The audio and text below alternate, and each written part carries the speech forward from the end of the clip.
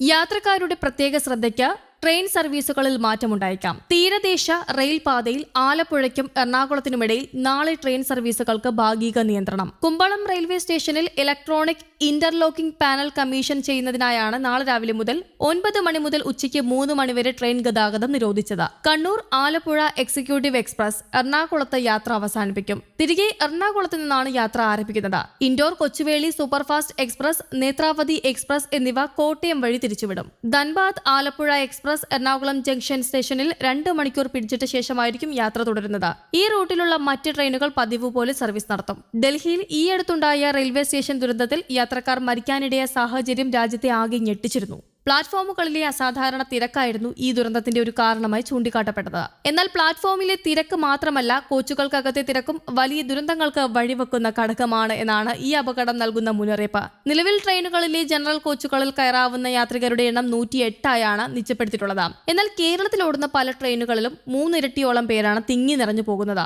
ദക്ഷിണ റെയിൽവേ യാത്രക്കാർക്ക് സമ്മാനിക്കുന്നത് ദുരിതയാത്രയാണ് എന്നാണ് യാത്രക്കാർ വ്യാപകമായി പരാതിപ്പെടുന്നത്. കമ്പാർട്ട്മെന്റിനകത്ത് കുഴഞ്ഞ് വീഴുന്നവരുടെ എണ്ണവും വർദ്ധിച്ചു വരികയാണ്. ഈ സാഹചര്യത്തിൽ ഡൽഹിയിൽ നടന്ന റെയിൽവേ സ്റ്റേഷൻ ദുരന്തത്തിന്റെ സാഹചര്യം മുൻനിർത്തിക്കൊണ്ട് കമ്പാർട്ട്മെന്റുകൾ വർദ്ധിപ്പിച്ച യാത്രാ സൗകര്യം ഉണ്ടാക്കേണ്ടത് അനിവാര്യമാണ് എന്ന് Thalassery railway station consultative member KV Gokuldas അഭിപ്രായപ്പെട്ടു. കൂടാതെ ദീർഘദൂരം സഞ്ചരിക്കുന്നവർ ഇരിക്കാൻ സീറ്റുകളില്ലാതെ അപകടകരമായ വിധത്തിൽ ലഗേജ് അറാക്കുകളിൽ ആശ്രയിക്കേണ്ടി വരുന്ന സാഹചര്യവും അരങ്ങേറാറുണ്ട്. വയോധികരുടെ നിലയിലാണ് പരിതാപകരമായ അവസ്ഥ.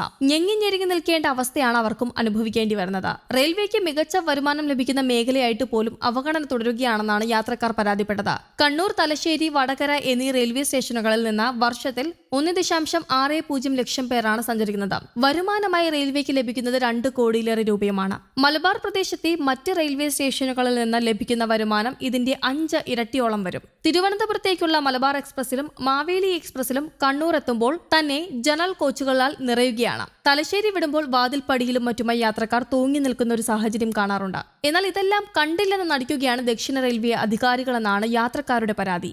അതേസമയം റെയിൽവേയുമായി സഹകരിച്ച് തിരുവനന്തപുരത്ത് നിന്നും കാശ്മീരിലേക്ക് ഓടിക്കുന്ന സ്വകാര്യ AC tourist train service April 2 രാവിലെ 11 മണിക്ക് പുറപ്പെടുന്നതായിരിക്കും. കേന്ദ്ര റെയിൽവേ മന്ത്രാലയത്തിന്റെ 33% സബ്സിഡി ഇതിനുണ്ടാകും. 2 ആഴ്ചത്തെ യാത്രയ്ക്കും താമസം, ഭക്ഷണം എന്നിവയ്ക്കുമായി തേർഡ് ACക്ക് 49,900, സെക്കൻഡ് ACക്ക് 60,100, ഫസ്റ്റ് ACക്ക് 65,500 രൂപയുമാണ് ടിക്കറ്റ് നിരക്ക് വരുന്നത്. ട്രെയിനിൽ 600 സീറ്റുകളാണുള്ളത്. മുതിർന്ന പൗരന്മാർക്ക് മാത്രമായുള്ള പ്രത്യേക സർവീസ് ആണിതെന്ന് south star rail India director Vignesh വാർത്താ സമ്മേളനത്തിലൂടെ അറിയിച്ചിരുന്നു. ആഗ്ര, ഡൽഹി, അമൃത്സർ എന്നിവിടങ്ങളിലും സന്ദർശനമുണ്ടാകും.